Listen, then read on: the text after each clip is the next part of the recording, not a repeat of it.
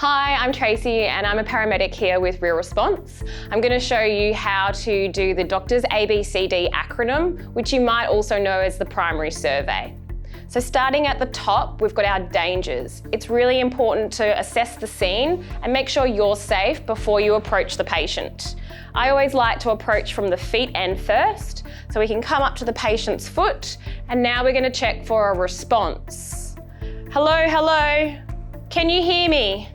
Open up your eyes. What's your name? Can you squeeze my hands if you can hear me? So as you can see, I've just assessed the patient using our COWS acronym. The next step would be to inflict some pain onto the patient. This is the last response to go. So by squeezing on the shoulder muscles, I can try and get a response out of Sam. He's completely unresponsive and unconscious. The next step would be to call for help. This would be with 000, or you may even just ask a bystander to do that for you.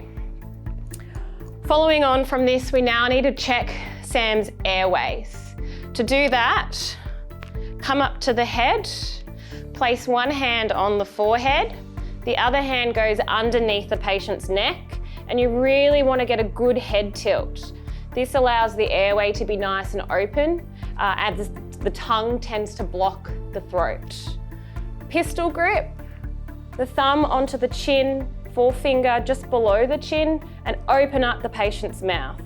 You need to have a really good visual inspection to see if there's anything blocking the airway. If there is nothing blocking the airway, we will move on to the next step, which is the breathing check. To assess to see if someone's breathing, we would still have our hand on the forehead. Your ear would go down to the mouth, and we put our hand onto the patient's abdomen.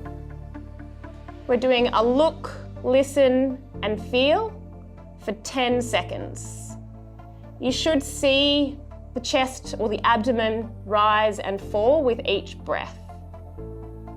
If the patient is breathing, this is when we would roll them into the recovery position, which I'll show you a little bit later. If the patient isn't breathing, or there's some abnormal sounds, such as gurgling and snoring, make sure that head is definitely tilted. If it's still occurring, that's when we would move on to our CPR. I'm going to get Sam to actually hop up now, as I'll put in the mannequin to demonstrate CPR.